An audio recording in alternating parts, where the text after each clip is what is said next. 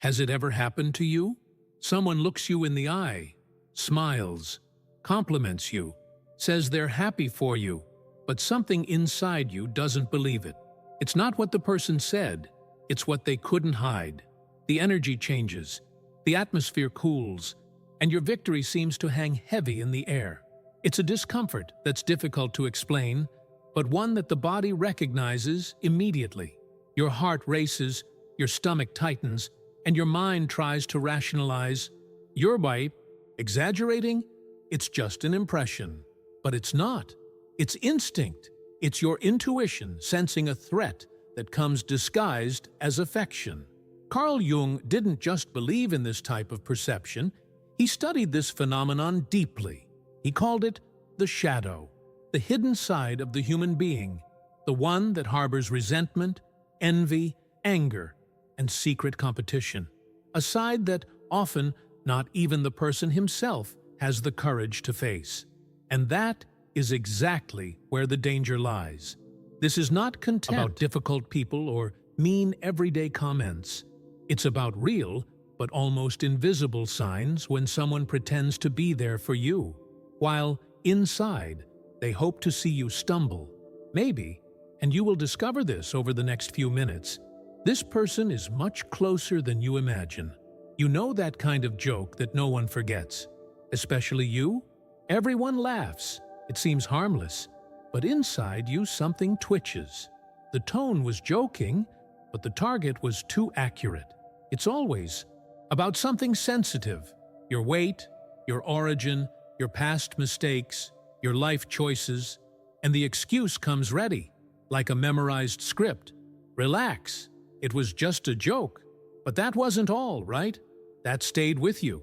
And you know something is wrong when what should be funny makes you want to disappear. That's where the danger lies. Sarcasm that carries contempt. It's not humor, it's an emotional attack with a cute face. Those who use this type of joke know exactly where to poke and use this to covertly diminish you. The intention isn't to laugh with you, it's to make others laugh at you, while you swallow your discomfort in silence. It's like a knife that cuts, but without leaving visible marks. And the cruelest thing is that if you react, the tables are turned. Wow, how sensitive you are. You can't play with anything anymore. Suddenly, you go from victim to problem. This is emotional manipulation disguised as intimacy. And do you know why it hurts so much? Because it comes from who should be your base, from those who pretend to be on your side. It's the lowest blow, laughing at your pain while saying you're just having fun. Carl Jung said that everything that irritates us in others can teach us something about ourselves. But what about when the other person refuses to learn about you and starts projecting their frustrations onto you? People who live in internal war often turn others into emotional punching bags, and they do so with frightening skill, always with a smile on their face. Now, tell me something.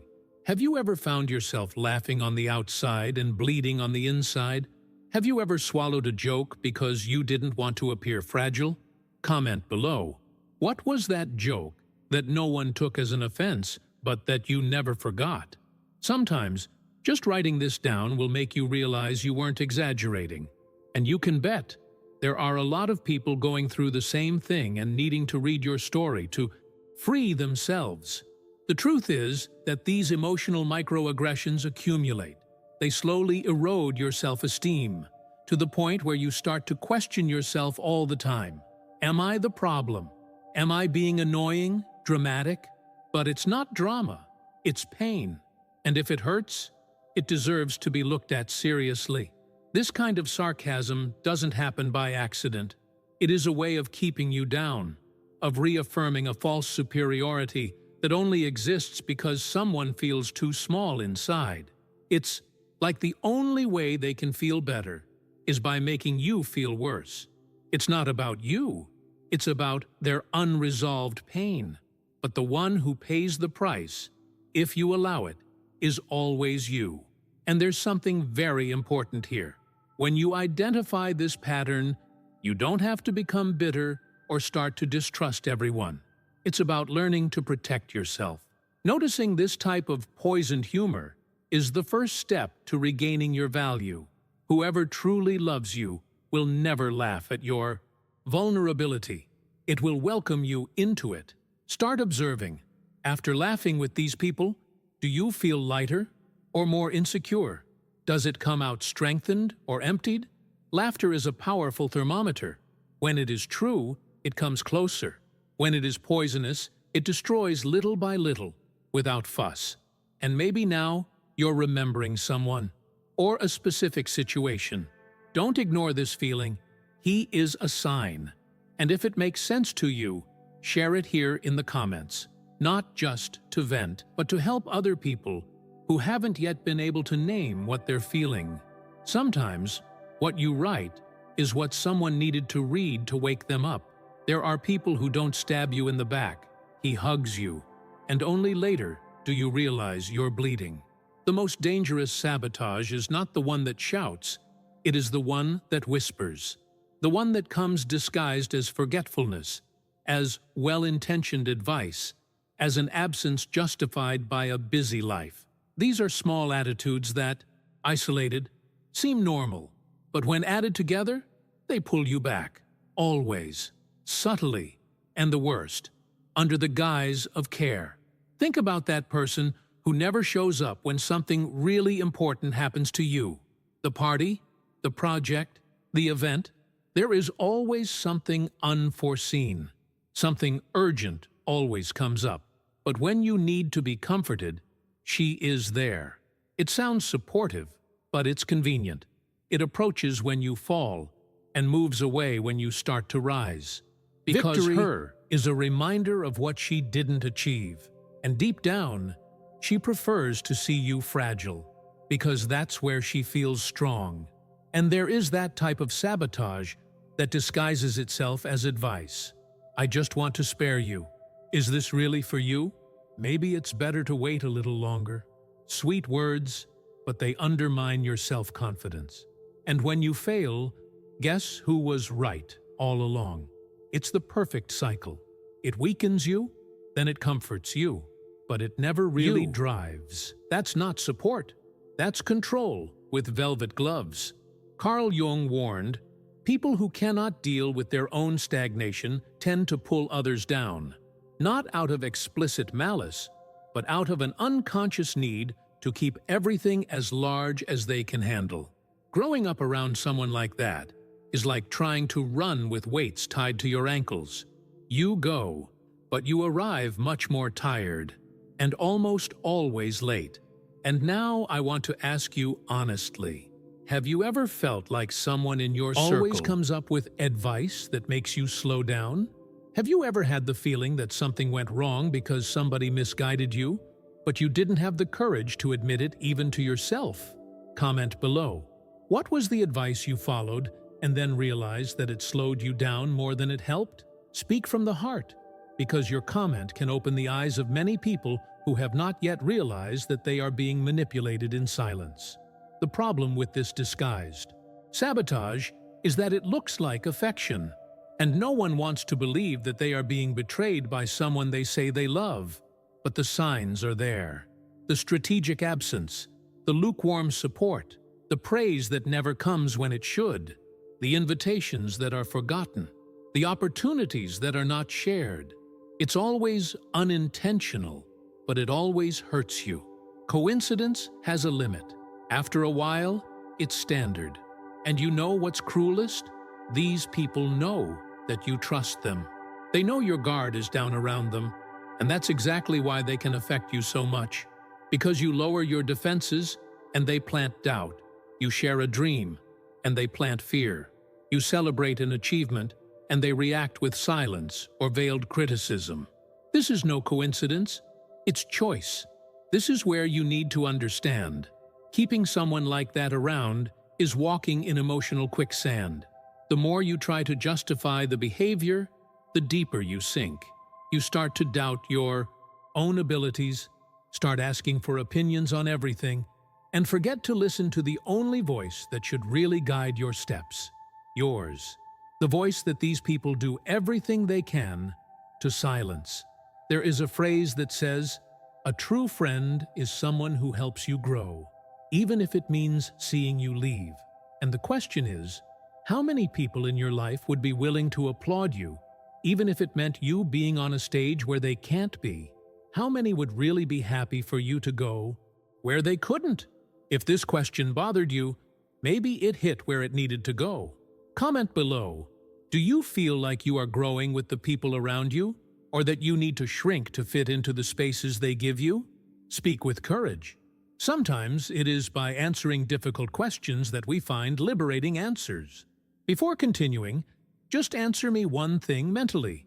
Are you already subscribed to the channel? Because if you're not there yet, maybe this is the time. Here we don't talk about ready-made formulas or empty phrases. We talk about the soul, about real transformation, about those things that touch where ordinary words can't reach.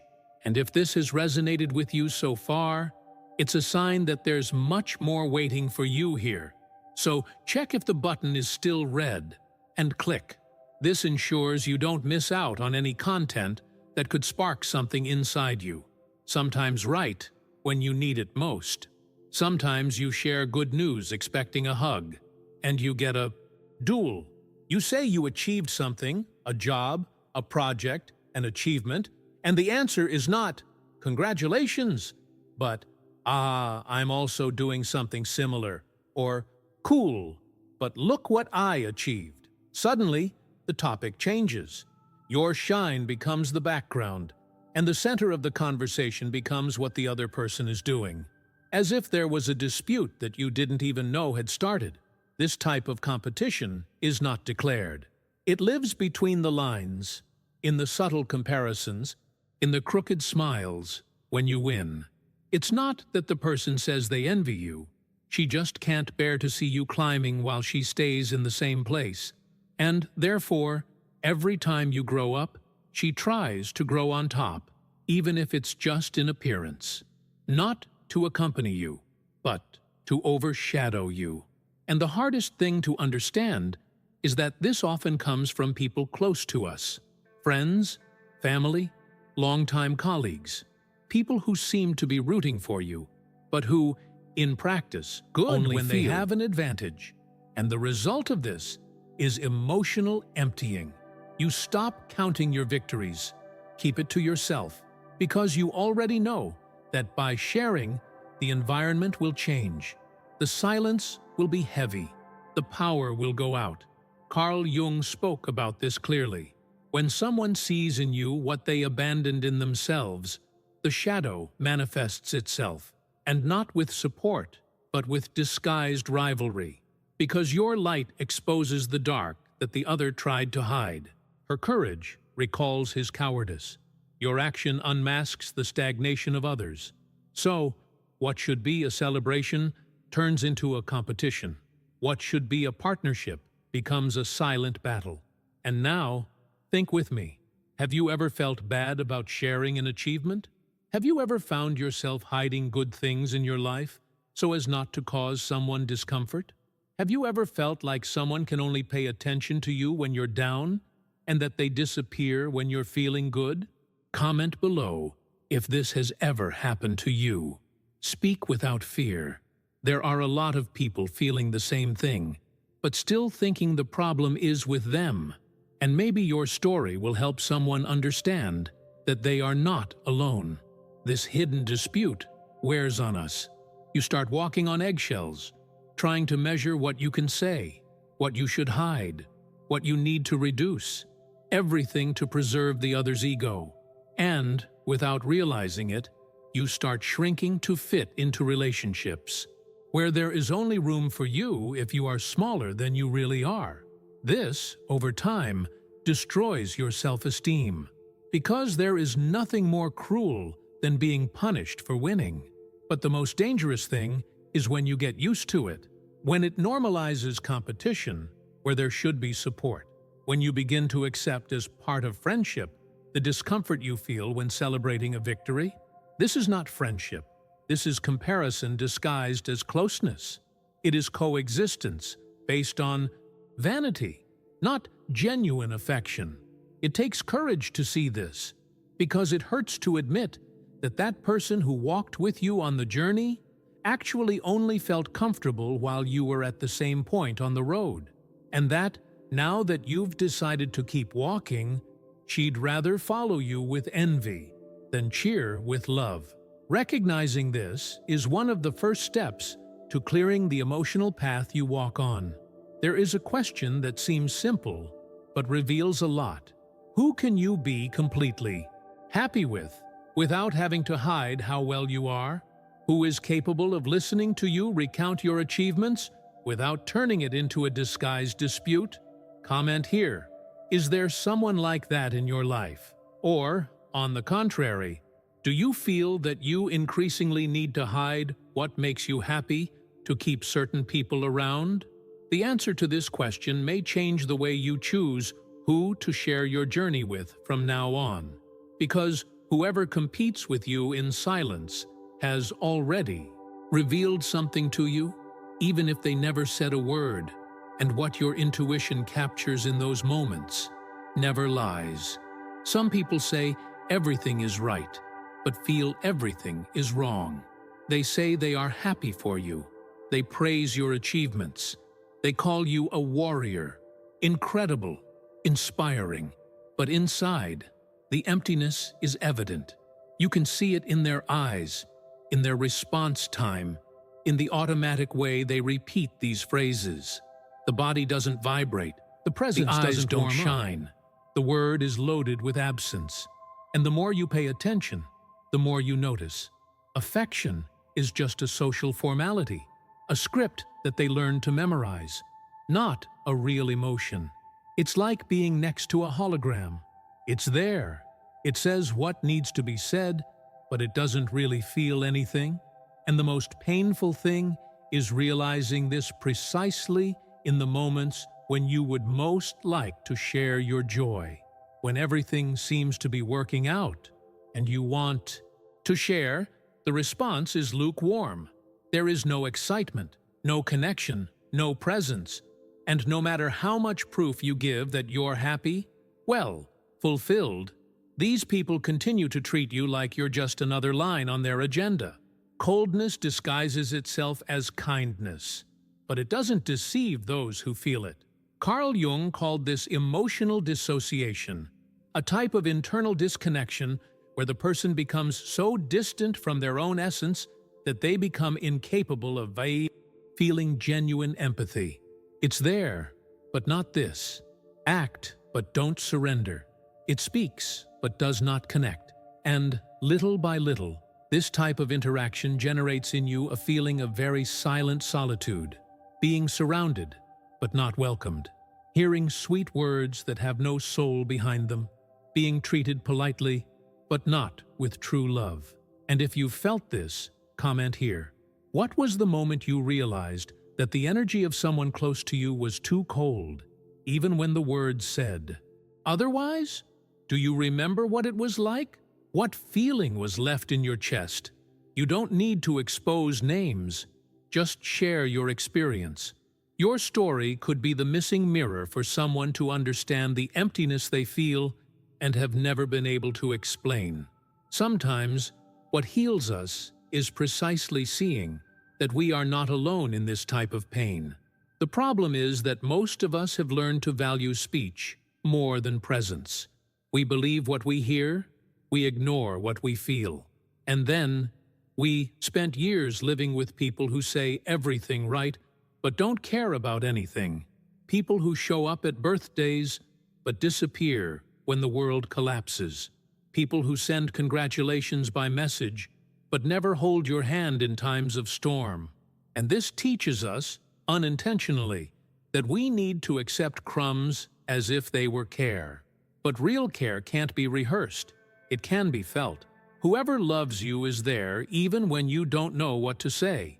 It doesn't need a script or forced applause. It is present with the body, with the eyes, with the heart. And perhaps the most important question now is, who really this with you, and who only it says, what is it? Comment here if you were able to identify this difference. And if you had the courage to move away from those who only knew how to pretend to support you. Oh, and before we continue, can I ask you something simple, but it has a huge impact? If this video makes sense to you, leave a like now. It's not just for metrics, nor for vanity. It's because when you do this, YouTube understands that this message has value and starts showing it to more people who may be going through exactly what you've experienced. It's almost like planting a seed of awareness in someone's path.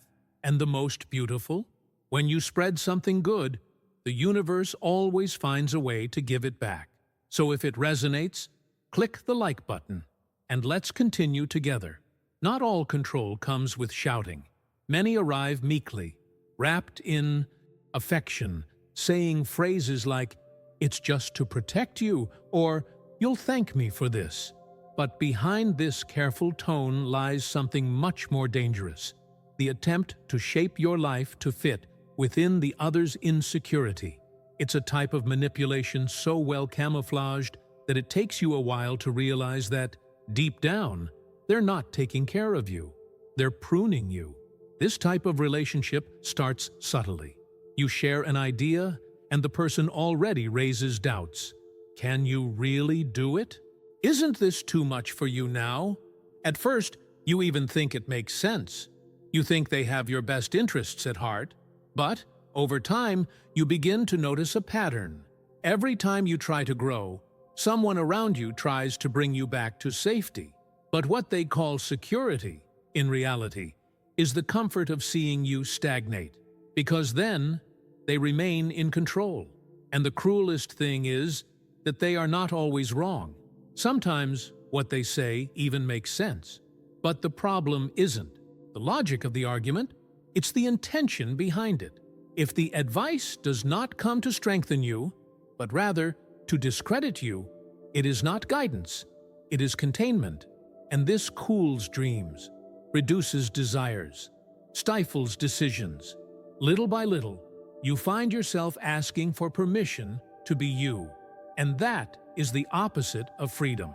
Now I really ask you, have you ever felt like you needed someone's approval to follow a plan that was yours? Have you ever stopped taking a step because someone made you feel too small to try? Comment here if you've ever found yourself in this situation. You don't need to give details, just saying, "Yes, this has happened to me," can be the start of a powerful conversation. Sometimes, admitting that we have been controlled is the first step to regaining control of our own lives. Carl Jung said that people who cannot deal with the chaos within themselves try to control the world around them. And often, the closest target of this need are those they say they love, because controlling gives a false sense of order. So don't be fooled by the delicacy of the words. Always ask, is this freeing me or shrinking me? Encouraging me or pruning me? Because those who truly love can even advise, but they never stop you from flying. Perhaps the most important question now is, how many of the decisions you didn't make were blocked by the fear that someone else planted in you? How many paths have you stopped following because someone convinced you it wasn't time? What's more, who was really thinking about you? And who was just trying to maintain control? Comment here if this has sunk in for you now, or if it's still difficult to identify. Your comment could be the spark that someone else needs to wake up to. Have you ever felt the environment change when you enter a room? The conversation that stopped suddenly, the looks that look away too quickly, the forced smiles as if something had just happened, and you were the subject. The feeling doesn't come with proof, but it weighs. It's as if the air has become denser, and your body feels it. Because betrayal doesn't always come with a scandal. Sometimes it reveals itself in silence, in the whisper said in absence. And the hardest thing, for someone who hugs you every time they meet you. This type of behavior is a form of social cowardice. The person doesn't have the courage to say what they really think in front of you, so he prefers to poison his image when you're not there. He comments on your statements with malice, distorts your intentions, plants distrust in others while For you, he maintains the pose of a loyal friend, and you only find out later, when the distance between some people starts to grow and no one explains why. But you feel like you've been sabotaged without ever having the chance to defend yourself. Carl Jung said that the brighter we shine, the more we awaken the shadow in others. And that's exactly what happens to those who experience this type of behavior. Your presence triggers their insecurity. Your authenticity bothers them. Their courage to be who they are forces them to look at their own stagnation. And this is unbearable for those who haven't yet had the courage to face themselves. That's why they don't try to evolve. They prefer to make others seem smaller. And now, tell me honestly, have you ever discovered that someone who smiled at you behind your back brought you down with words? Have you ever heard things from others that you never imagined someone close to you would be capable of saying? Share here in the comments. Without fear, say what was stuck when you discovered the truth. Because sometimes it is in this type of sharing that other people identify and create strength to cut the cycle of hypocrisy disguised as friendship. The most painful thing is realizing that those who spread rumors aren't always really hating you. Often, they're just hating themselves and projecting that onto you. You become a mirror of everything the person wanted to be, but didn't have the courage to become. And since they can't keep up, they try to tarnish their image. Because if they can't shine, they prefer to turn off the light of those who shine. And the question that remains is straightforward. Are you surrounded by those who truly applaud you, or by those who wait for the chance to distort your every step? Is your name safe when you leave the room? Comment here if this question reminded you of any situation, and if you had the courage to walk away, or are still in that environment without knowing how to get out. Your story can open the eyes of many people. There are people who give you a standing ovation when you're on the ground, but it disappears when you start to get up. They are those people who were always there when everything went wrong, when you cried, when you said you were lost. They appeared with words of comfort, messages of strength, even a shoulder to lean on. But, interestingly, when the tide turned, contact diminished. The enthusiasm is over, and the messages became distant, almost automatic. The empathy that existed in his pain did not turn into joy in his victory. It became an absence. And that absence says a lot, because when you were a wreck, it was easy to feel superior, useful, needed. You were the broken friend, accessible, understandable. But the moment you started to blossom, to rise, to find your strength, you stopped fitting into where the other person kept you emotionally safe for them. Its growth has become a threat. His light became a nuisance. His healing made the other's wound seem even more open. It's hard to realize that. You want to share an achievement, and you get a dry, soulless, cool. You send good news, and the response is a change of subject. And what was supposed to be celebrated turns into an uncomfortable silence. Energy doesn't lie. You feel the coldness. You feel like something there has died, not in you, but in the connection. And the strangest thing is that this coldness comes precisely from those who were present on his worst days, as if your success drives them away more than your suffering. Now tell me honestly, have you ever experienced this? Have you ever noticed that someone seemed happier with you when your life was difficult than now, when your life is getting better? Have you ever felt guilty about being well, as if it made you less acceptable to someone close to you? Right here, in the comments. Even if it's just, "I've felt that way," your answer could be the first step towards someone else understanding why they feel so alone in their own achievement.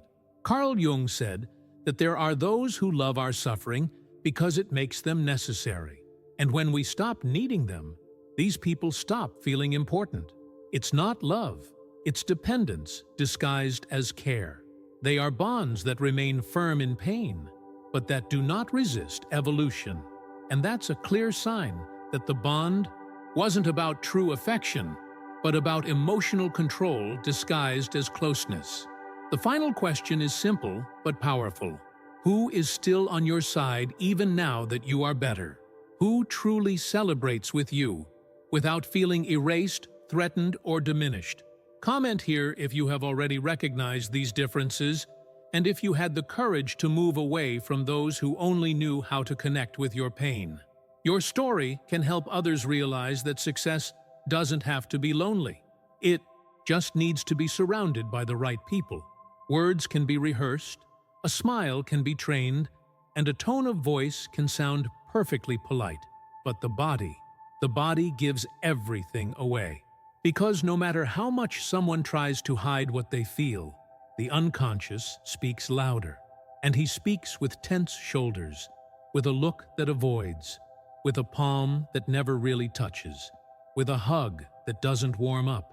Those who carry hurt, envy, or secret competition may even try to smile, but cannot deceive the silent language of their own body. It's a truth you feel before you even realize it rationally. You enter a room and something freezes inside you. The conversation continues, but your intuition warns you. There's something wrong here. The person says they are happy for you, but their eyes don't shine. The applause comes late. The touch is too brief, without firmness. And somehow all of this communicates you are not welcome with this victorious version of yourself. And this discomfort is not your invention. It is the emotional survival instinct in action. Carl Jung explained that the unconscious always manifests itself in the body. Therefore, even when someone tries to lie with words, the body betrays the real intention. Short breaths, rigid muscles, a smile that fades too quickly. It is in these details that the truth lies. And that's why sometimes you leave a social gathering exhausted, even without having discussed it with anyone.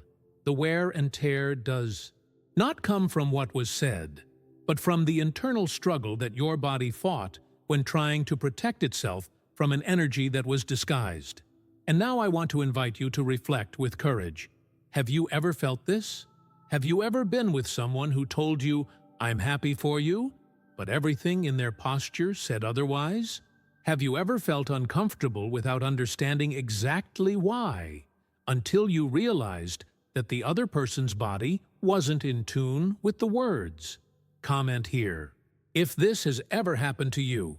Sharing these insights can help many people trust their intuition more and stop doubting what they feel.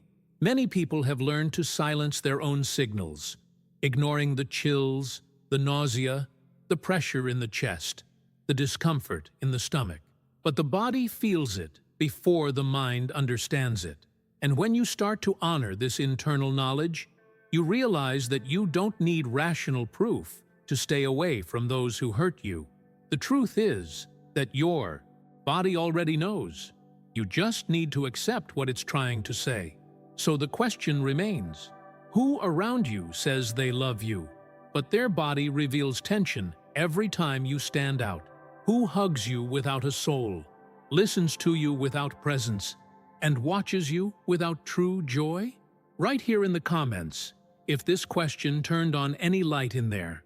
Sometimes it's only when we get this out that we can free ourselves from the guilt of listening to what our body has been shouting for a long time.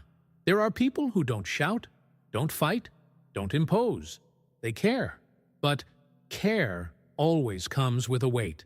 It's as if every time you try to go a little further, that person appears to remind you of everything that could go wrong. "I only want what's best for you," she says. But the effect of this is that, little by little, you begin to discredit your own intuition. Doubt grows, fear takes over, and, before you know it, you are already asking for permission to live your own life. And that's not protection. It's emotional imprisonment disguised as affection. This kind of control is insidious because it doesn't feel like control. He comes with a sweet tone, with a low voice, and with justifications that make sense. But just pay attention to what happens to you after these conversations. Do you feel free or confused, motivated or insecure? Feeling constantly diminished, even though you are guided with love, is a sign that love is being used as a mechanism of domination, not as a space for freedom. Carl Jung said that people who cannot organize the chaos within themselves try to control others to feel stability. And when someone sees you breaking free, dreaming big, making your own decisions, it threatens that false sense of security they've created. So the answer is not to root for you, but to restrict you, using seemingly logical but emotionally sabotaging arguments. And this, over time, destroys your internal confidence. Now I want to ask you an important question.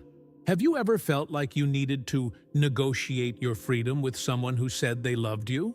Have you ever found yourself thinking twice or 3 times before sharing a personal plan for fear of someone not supporting you? If you've experienced something like this, comment below.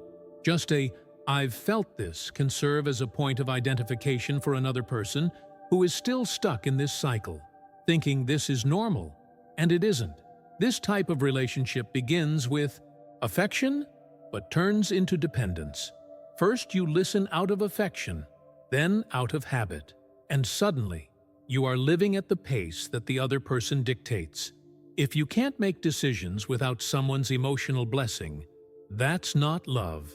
It's a relationship based on fear and insecurity. True love encourages, trusts, accompanies. Never impose limits based on fears that are not even yours. And the big question now is, who in your life has used the discourse of care to control choices and more? Until when will you accept this as if it were love? Write here in the comments if this has sunk in for you now. Sometimes, just by verbalizing this, you start to break this invisible chain that has been stopping you from flying. You don't need to hear an insult to feel like something is wrong. It doesn't need a scream, nor a direct cut. Just be close to someone and notice that your body changes. Breathing becomes shorter, the chest tightens, the shoulders become tense, environment is heavy. The even if the person is smiling, saying nice things, something in you freezes, and you don't know how to explain why. You just know that you feel it. This is not imagination. This is your body trying to protect you from something that your mind hasn't yet had the courage to accept. Intuition is the silent language of the soul, and Carl Jung stated that the unconscious is expressed through the body. When someone wishes you harm, even if you disguise it with sweet words, that person's energy field emits signals that your body picks up. Even before your brain understands, your stomach already knows. Your skin has already felt it. Your heart has already retreated. And every time you ignore this, you end up putting yourself back in the camp of someone who exhausts you, drains you, and gradually weakens you. Many people still believe that they need proof to walk away, that you can only cut ties when there are fights, betrayals, or scandals. But the truth is that the body delivers much earlier. The absence of comfort, the strange climate, the cold touch, the hug that doesn't involve. These signals speak loudly, if you're willing to listen. And when you learn to trust these inner warnings, you begin to quietly but firmly pull away. Not out of anger, but out of respect for himself. And now I want to ask you a direct question, which perhaps you've been avoiding for a while. Who does your body contract with, even if the person says they love you? Is there someone who makes you doubt your own perception?